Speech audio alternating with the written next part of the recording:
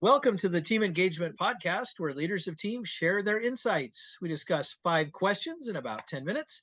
And I am very excited to welcome Kristy Honsvick. She is the founder and CEO of Simply Online, and she's right here in Salt Lake, close to where I live, at least, here in the greater central part of Utah. Kristy, thanks so much for joining me today. What Yeah, of would you like course. the audience to know about Simply Online? Oh, thank you for asking. So we help our clients create a forward-facing brand by multiplying the content that they're already creating and increasing their visibility online. So most businesses don't realize that they can create 15 pieces of content from one video or one podcast. That's typically what we work with is videos or podcasts. But you could, I mean, even just from this podcast, you could be creating short form video, you could be doing newsletters, social media posts. Typically, from about a 15-minute video or podcast, we can get 15 pieces of content. So, Wow. Content repurposing is really a way to work smarter, not harder. Well, and I like what you have there in your little name. People, I'm sure, are seeing it, but you've got your name and then you've got multiply your message. And I Yes. like that. That's a great way to look at it. Awesome. That's an awesome service. I hope people will take advantage of the opportunity to get to know you a little bit and get to know your business, because I think that's Thank a you. very smart way to take your original content and, as you say, Yep. repurpose it. So fantastic. Yeah. Well, let's jump to our questions. First Okay. question.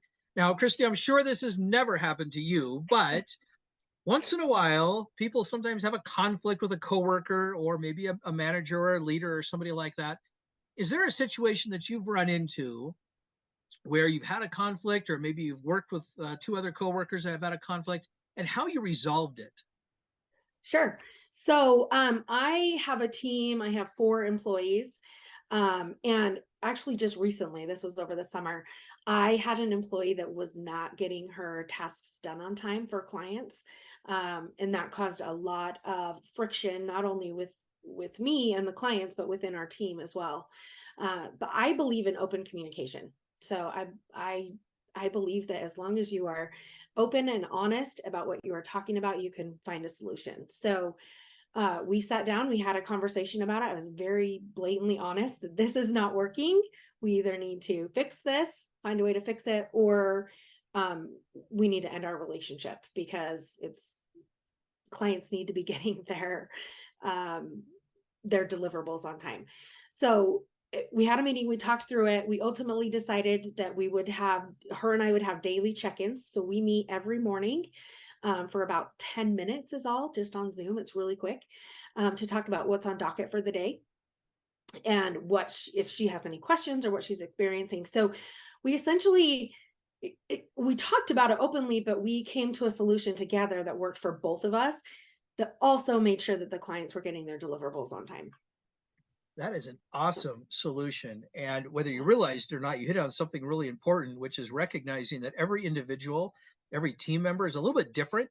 And Yes. sometimes you have to hold them accountable in different ways that works for them. And I love what you said about we worked together to come to a solution that worked for both, because that's really an Yeah. important part of the process. It can't just be, I mean, sometimes you have to say either do it this way or else. But Yeah. a lot of times, if you can come to a solution that works for both of you, both sides come out happier and everybody's getting along and doing Definitely. a better job. Wow, great example, great story. Thank you for sharing that. Kristy, question number 2. I know you've heard the phrase that people don't leave jobs, they leave managers. What's one tip that you might offer to help leaders hold on to their talent a little bit longer? So, along with open communication, I believe in being very clear with your processes and what you expect from staff.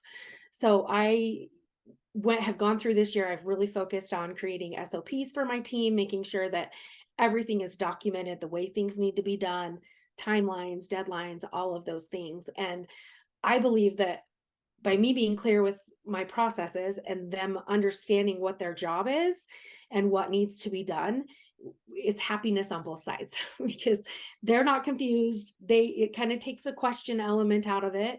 But then things are getting done the way that I want them to be done as well. So I just really believe in being really clear on what you expect out of people, and how you like things done. I think Oh, it I just like that. makes winning for both sides. So setting clear expectations is how you would Definitely. put that. I love that. I think that is so important to help people understand, because that ambiguity or that chaos, Yeah. people don't thrive in that kind of an No. environment in most cases, at least. There's a few folks out there that seem to really enjoy that, but for most of us, clear expectations, those Yeah. SOPs, so important. Very good. Great. All right. Definitely. Question number 3. What is one idea that you have to help teams build resilience? So again, open communication. I just really believe in being open and honest with people that I'm working with, and with that, giving honest feedback, because I think that people should know what you're, as the leader, like people need to know what I'm thinking and why. They need to know what the end goal is. If they don't understand that and they don't see the big picture of why they're doing what they do, they're more likely to be confused. They're more likely to leave your company. So I think keeping them involved in the day-to-day decisions that you're making and making sure that they understand the full vision of why they're doing what they're doing Mm. is really going to help them build that resiliency, but also it's going to bond you as a team because you're all working Yeah. together for one goal. Oh, I like that. You mentioned a couple of things that I felt were really important. And that was kind of that why, and building up the values and having those united values and understanding the purpose behind what you're doing. Because yeah, when times get tough, that's what drives people. Is Yeah. let's remember why we're here. Let's remember the focus and what we're trying to accomplish. And you also mentioned team unity, which is something that can often get overlooked. And in this new environment, as we're exiting the pandemic of hybrid workplaces where you have Yeah. both in person and kind of, what we're doing Yep. here, a Zoom type environment, important to include all of the people, let them have some bonding time together. So really critical. Yeah. Good ideas. My whole team is virtual. So we are all over the United States. None of us even live in the same city. So Wow. we do all of our communication over Zoom and Slack. And so finding ways to build that unity between them and have them have personal relationships with each other has been a really big focus of mine. Oh, I like that. Well done. Question number 4. Is there someone that you would like to recognize that has had a positive impact in your life, whether it be business or personal? Sure. So I have two business besties. We actually met right before we got on this call as well. We meet every single month for half a day. We meet for 4 hours on Zoom, and then we get together once a quarter in a different city around the US.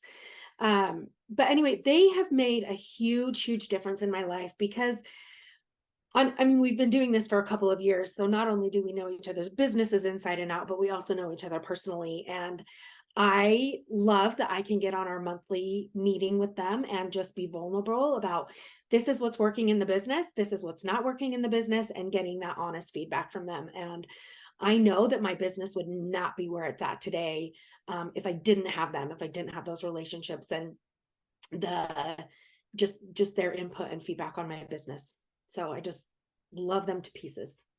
Isn't that critical to have some people that Yeah. are just super fans or mentors Yep. or coaches or whatever it is that can help you with those moments where you're just not quite sure what to do. So I Yeah. love that. Thank you for recognizing them. All right, Kristy, our last question. Tell us a little bit about your first job.